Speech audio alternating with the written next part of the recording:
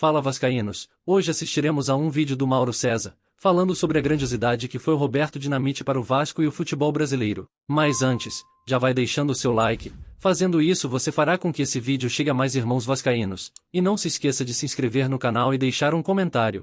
Mauro César Pereira, boa tarde para você. Tá aí, portanto, né? Qual o legado que deixa o Roberto Dinamite para o futebol? Qual o legado que ele deixa para o Vasco da Gama? Ele faleceu neste domingo aos 68 anos de idade e a gente fala, né, Mauro? É o maior ídolo da história do Vasco. O Roberto, assim, eu acho até que ele é um jogador, às vezes, um pouco subestimado, né? Eu noto que em alguns momentos as pessoas não têm a noção real do que o Roberto significou para o futebol. Ele é o maior artilheiro do Vasco, mais de 700 gols, brasileiro, do Carioca, é o maior goleador de São Januário. Foi um jogador muito acima da média, né? Um centroavante que jogava com a camisa 10, que era capaz não só de finalizar, mas também de preparar jogadas. No final da carreira, chegou a formar uma dupla com o Romário, e aí ele virou praticamente um meia, né? O Romário, muito novinho, né? Toda aquela explosão dele, velocidade, ele fazia o espaço para o Romário. Era a dupla Roberto Romário. E brilhou bastante naquele final, ainda ao lado do então jovem atacante vascaíno. O Roberto, ele teve uma passagem que eu sempre gosto de lembrar, que eu acho que é muito importante, porque ali, como às vezes o destino acaba corrigindo, né, por intermédio de algumas pessoas, alguns equívocos, né? Porque ele quase foi para o Flamengo em 1980. Ele foi vendido ao Barcelona, houve uma série de problemas, mudança de técnico, ele não era aproveitado no Barcelona, não jogava, ele quis voltar. E aí o Flamengo tentou contratá-lo. Chegou a deixar tudo encaminhado com o Barcelona. Ele ia jogar no Flamengo, as rádios do Rio até já faziam aquelas montagens com gol do Roberto com a culpa do Flamengo, né? O cara fazia aquela edição e já se contava que o Roberto ia ser o centroavante do Flamengo. Aí o Eurico Miranda, que na época era ainda um dirigente ainda novo no Vasco da Gama, era diretor de futebol, ele pegou o avião, foi até a Catalunha e fez lá uma loucura lá com os caras e desfez o negócio com o Barcelona para impedir que o Roberto fosse para o Flamengo. Aí para o Barcelona, a grosso modo, o que aconteceu foi isso, tá? Tentando resumir a história. Para o Barcelona foi mais interessante desfazer o negócio com o Vasco do que ele receber do Flamengo para pagar o que faltava ao Vasco, essa coisa toda. Ele voltou para o Vasco.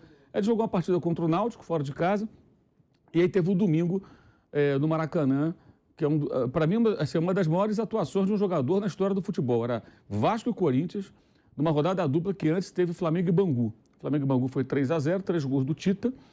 Depois teve Vasco e Corinthians. Aí o Caçapava logo de cara fez 1-0, volante do Corinthians, o Corinthians abriu o placar. A torcida do Vasco, Maracanã com 100 e tantas mil pessoas, lotado. Do lado direito a torcida do Vasco, do lado esquerdo teve a Fla-Fiel. Isso existiu. Foi criada a Fla-Fiel naquela oportunidade, com as torcidas de Flamengo e Corinthians juntas, torcendo evidentemente contra o Vasco, né, a favor do Corinthians. O Flamengo venceu 3-0, tá tudo misturadas mesmo, não é assim, um pedaço, não, tá misturado, Flamengo, Corinthians, todo mundo junto, do lado esquerdo, onde a torcida do Flamengo fica. E aí o Roberto, depois que o Corinthians fez 1-0, o Roberto começou a construir ali uma das maiores atuações eu acho que da história do futebol. Esse gol é o gol contra o Botafogo em 76, finalzinho do jogo. Também outra história bem interessante. Mas ele faz 5 gols no Corinthians. Todos com bola rolando, 4 no primeiro tempo, impressionante. E o Vasco ganha por 5-2. Esse gol aí, em 76, Vasco e Botafogo, o Vasco tinha que vencer para continuar com chance de ganhar a Taça Guanabara. A Taça Guanabara valia muito naquela época. E esse gol era o gol favorito do Roberto, ele considerava o mais bonito.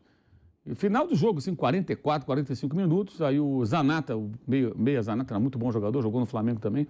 Ele levanta a bola para o Roberto tinha iniciado a jogada, ele dá o lençol no Osmar Guarnelli, zagueiro, que depois jogou no Atlético Mineiro, e faz esse gol. Esse gol é velocidade, rapidez de raciocínio, domínio, campo pesado, e ele faz o gol da vitória. Aí o Vasco vence, depois aí o Fla-Flu empatam, aí tem um jogo extra Vasco e Flamengo, e o Vasco ganha a Taça Guanabara nos pênaltis, na tarde que o Zico perdeu um pênalti, e o Zeraldo falecido já perdeu um pênalti também, e o Abel perdeu o pênalti do Vasco.